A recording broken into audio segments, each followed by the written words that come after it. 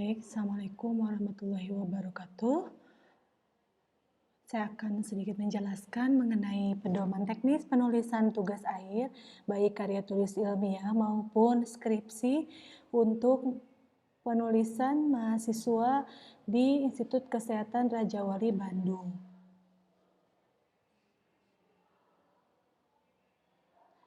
Dalam pedoman ini kita dapat menemukan antara lain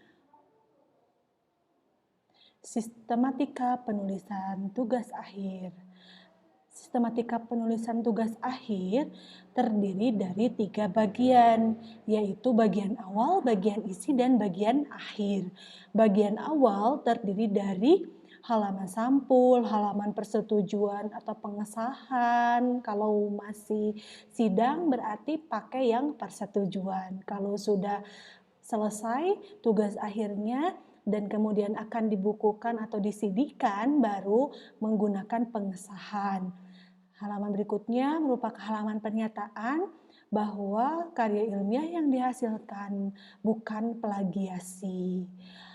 Bagian selanjutnya abstrak, lalu kemudian kata pengantar, daftar isi, daftar tabel, daftar gambar, dan daftar lampiran. Jadi bukan hanya melampirkan daftar isi saja, tapi melampirkan juga daftar tabel dan juga daftar gambar dan lampiran.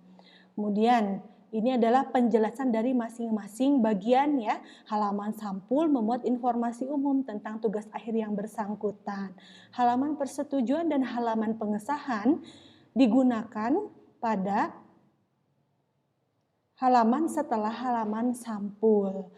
Tadi sudah dikatakan bahwa ketika akan ujian sidang, di dalam proposalnya dilampirkan halaman persetujuan dan akan sidang akhir juga sama. Sedangkan pengesahan itu ketika sudah selesai dan ditandatangani juga oleh penguji. Kalau halaman persetujuan hanya ditandatangani oleh pembimbing saja.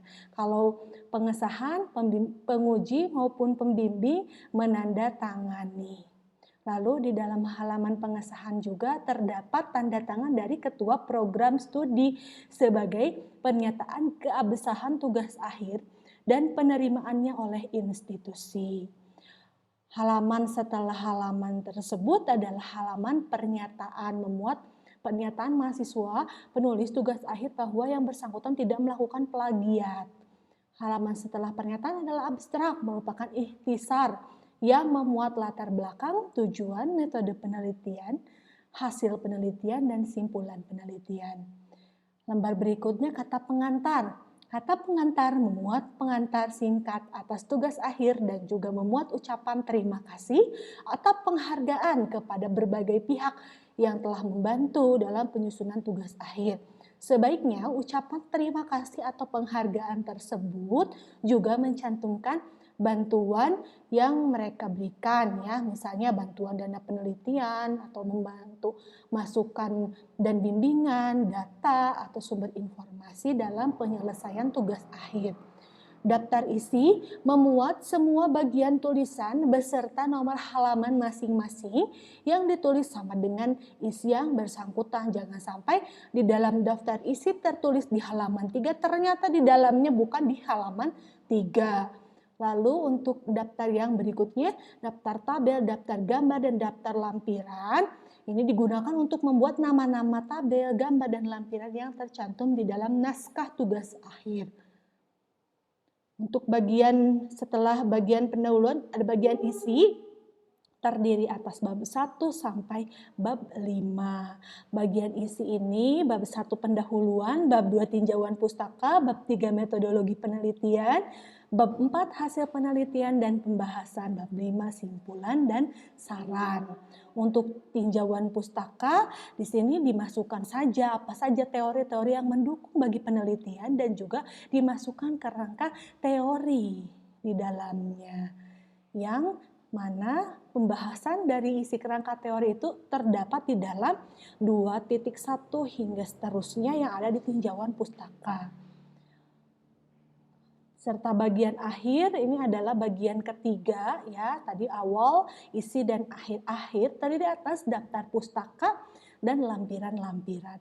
Lampiran-lampiran di dalam tugas akhir ini antara lain ada lampiran 1, lembar kegiatan bimbingan tugas akhir, lampiran 2, surat permohonan izin penelitian, lampiran 3, surat izin penelitian, lampiran 4, instrumen penelitian, lampiran 5, data hasil penelitian, lampiran 6, pengolahan data hasil penelitian, dan lampiran 7, riwayat hidup penulis ya. Nah, untuk khusus analis kesehatan di lampiran 4 berarti bahan-bahan dan instrumen penelitian ya, dikarenakan ada bahan yang digunakan juga, bukan hanya alat-alat saja. Dan untuk D4TLM yang tidak menggunakan lab basah boleh ya hanya melampirkan instrumen penelitian, kuesioner dan lain sebagainya. Nah, ini adalah teknik penulisan tugas akhir, jenis dan ukuran kertas. Kertas yang digunakan adalah HPS 80 gram ukuran A4 berwarna putih polos. Pengetikan, pencetakan hanya dilakukan pada satu muka kertas, tidak bolak-balik. Penempatan teks di sisi kertas, marginnya, bagian atas 4 cm dari tepi atas, bagian kiri 4 cm dari tepi kertas kiri, bagian bawah 3 cm dan bagian kanan 3 cm. Jenis huruf yang digunakan adalah Times New Roman ukuran 12, penulisan teks rata margin kiri dan margin kanan. Alinea baru diketik menjorok sejauh 1,5 cm dari margin kiri. Jarak antar baris dan 1,5 spasi ya, jarak antar alinea adalah 1,5 spasi. Lalu tinta yang digunakan harus berwarna hitam. Kalau untuk gambar boleh berwarna menyesuaikan. Pencetakan minimal menggunakan kualitas standar, tidak boleh menggunakan kualitas draft atau ekonomi karena hasilnya akan tidak jelas. Lalu penulisan tajuk ya, tajuk-tajuk yang dimaksud ini ada abstrak, kata pengantar, daftar isi hingga daftar lampiran, bab 1 pendahuluan, bab 2 hingga daftar pustaka. Setiap tajuk dimulai pada halaman baru. Jadi misalnya kalau bab 1 itu selesainya setengah halaman, bab 2 tidak boleh dilanjutkan di halaman tersebut, akan tetapi harus menggunakan halaman yang baru di halaman berikutnya. Lalu tajuk seluruhnya diketik dengan huruf kapital, dicetak tebal tanpa garis bawah. Tidak diakhiri dengan tanda titik dan ditempatkan di tengah terhadap lebar halaman. Ya, biar segi estetikanya itu dapat dilihat dengan baik. Judul bab diketik di bawah kata bab dan nomor bab ya. Jadi bukan dilangsungkan dalam satu baris, tapi dijadikan 2 baris, bab 1 lalu di bawahnya pendahuluan ya. Lalu dengan jarak 1,5 spasi juga, jarak antar tajuk dan judul bab dengan teks pertama atau judul sub-subbab adalah 3 spasi ya. Lalu untuk penomoran dari sub-subbabnya diawali dengan nomor bab menggunakan angka Arab ya, diketiknya itu mulai dari margin kiri dan tidak diakhiri dengan titik. Jadi untuk subbab itu tidak A, subbabnya ya latar belakang, D, lalu identifikasi masalah, tidak ABC, sistem penomorannya menggunakan sistem nomor ya.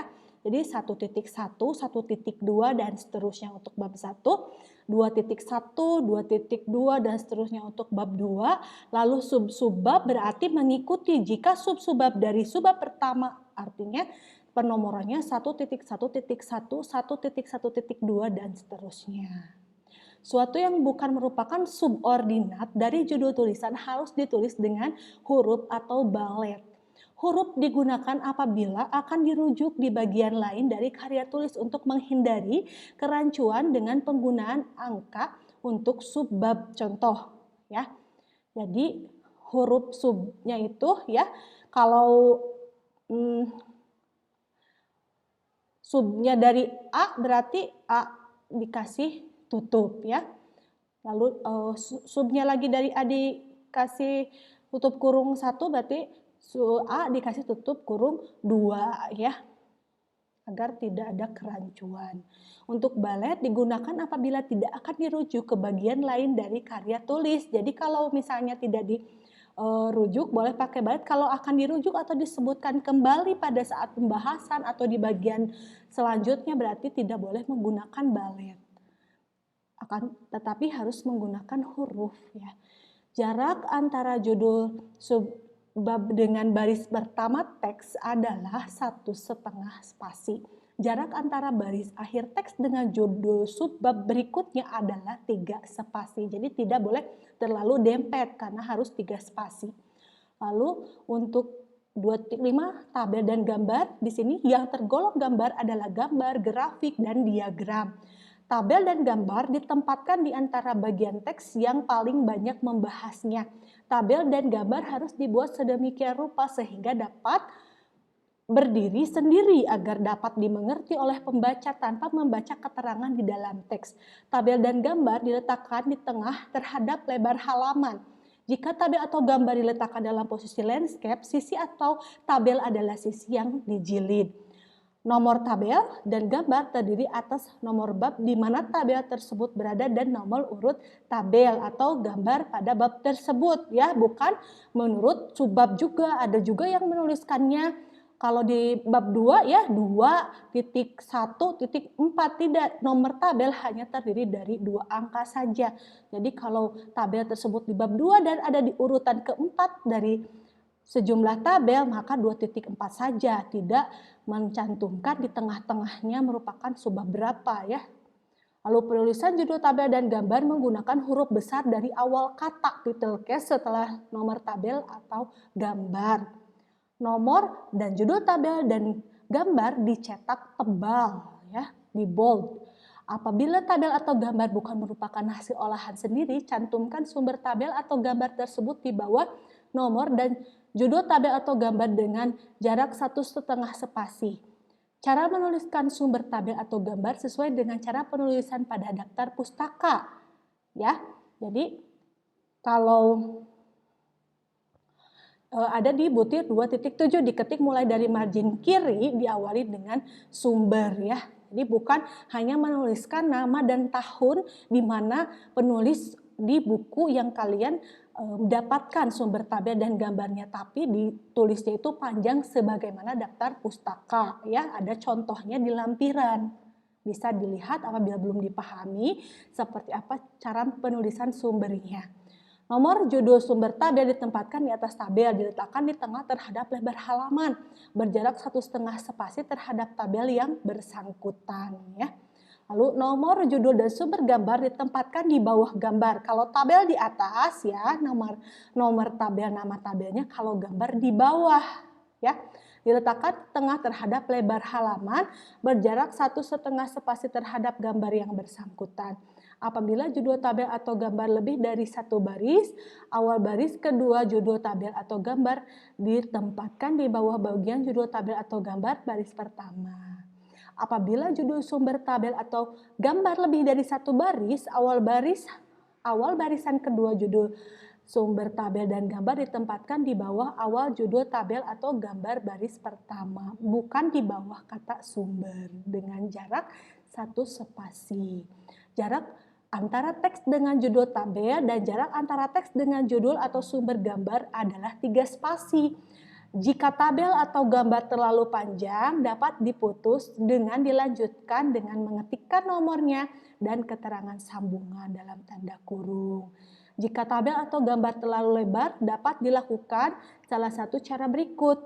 Tabel atau gambar ditempatkan secara memanjang di halaman tersendiri, ya, jadi landscape tidak portrait dan tersendiri. Tabel atau gambar ditempatkan pada kertas lebar, kemudian dilipat agar tidak melebihi format kertas. Ini sepertinya rada ribet ya, sebaiknya tidak diambil opsi yang ini. Tabel atau gambar diperkecil ukurannya, tetapi ukuran huruf yang tercantum di dalam tabel tidak boleh lebih kecil dari 10 ya. Biasanya kan 12, nah boleh lebih kecil dari 12 yaitu maksimal 10. Contoh pencetakan tabel dapat dilihat pada lampiran 1 dan contoh pencetakan gambar di lampiran 2. Penomoran halaman bagian awal naskah, atau mulai dari halaman 1 sampai dengan halaman daftar lampiran menggunakan angka Romawi kecil ya. Halaman sampul dan halaman persetujuan halaman pengesahan tidak diberi nomor urutan halaman tetapi diperhitungkan sebagai halaman I dan halaman I2. Nomor halaman tersebut tidak dicantumkan. Jadi salah kalau sampulnya atau covernya itu ada nomor halamannya. Penomoran halaman bagian isi dan bagian akhir naskah mulai dari bab 1 sampai dengan daftar pustaka menggunakan angka Arab. Nomor halaman dicetak menggunakan huruf Times New Roman dengan ukuran 12. Nomor halaman dicantumkan pada bagian kanan atas halaman 2 cm dari tepi atas kertas, 3 cm dari tepi kanan kertas ya. Pada tiap halaman tajuk yang tadi bab 1, bab 2 ya, mulai dari halaman abstrak juga tidak ada ya. Itu tidak di atas, dapus juga daftar pustaka penomorannya di bawah ya. 1,5 cm dari tepi bawah kertas. Penulisan rujukan dalam daftar pustaka dan penunjukan dalam makalah. Penulisan rujukan menggunakan sistem Harpad di mana penulisannya di dalam daftar pustaka disusun secara alfabetis berdasarkan nama penulis ya. Kalau rujukan kan ada yang berdasarkan urutan dikutip. Nah, kalau yang di Institut Kesehatan Raja Wali berdasarkan alfabetis ya. Lalu rujukan berupa buku. Secara umum, komponen yang dicantumkan pada tulisan rujukan yang berupa buku secara berurutan adalah nama penulis, editor, atau institusi. Penulisan nama orang didahului dengan nama keluarga atau nama belakang, kemudian diikuti dengan inisial nama depannya ya. Gelar akademik tidak dicantumkan apabila terdapat kurang atau sama dengan 6 penulis, cantumkan semuanya. Apabila terdapat 7 atau lebih dari penulis, hanya 6 orang penulis pertama yang dicantumkan dan diikuti dengan et al. Cantumkan 1 tanda koma, 1 dan 1 tanda spasi di antara setiap para penulis. Cantumkan 1 tanda titik dan 1 tanda spasi setelah inisial nama penulis terakhir. Penulisan nama editor setelah nama terakhir diikuti dengan editor apabila editor tunggal dan editors apabila lebih dari 1 orang. Penulisan nama institusi tidak disingkat ya. Ini adalah contohnya ya, Smith A.K. Jones, editors ya. Kementerian Kesehatan Republik Indonesia tidak disingkat menjadi Kemenkes RI ya. Lalu judul publikasi dan subjudul tidak menggunakan huruf miring atau italik ataupun garis bawah, hanya huruf pertama judul dan kata-kata lain yang diumumkan menggunakan huruf kapital. Yang menggunakan huruf kapital, cantumkan 1 tanda titik dan 1 tanda spasi setelah judul. Subjudul apabila ada dicantumkan setelah judul dan 1 tanda titik koma dan 1 tanda spasi ya. Nih contohnya Harrison's Principle of Internal Medicine. Lalu untuk yang ada subjudulnya pakai titik 2 ya, Farmasi in Australia the National Experience. Ini silahkan untuk yang seterusnya dibaca di dalam buku Pedoman Teknis Penulisan Tugas Akhir yang terdapat di website Institut Kesehatan Raja Wali dengan alamat rajawali.ac.id ya. www.rajawali.ac.id ya. Nih, semuanya lengkap ada di sini. Dicukupkan sekian. Assalamualaikum warahmatullahi wabarakatuh.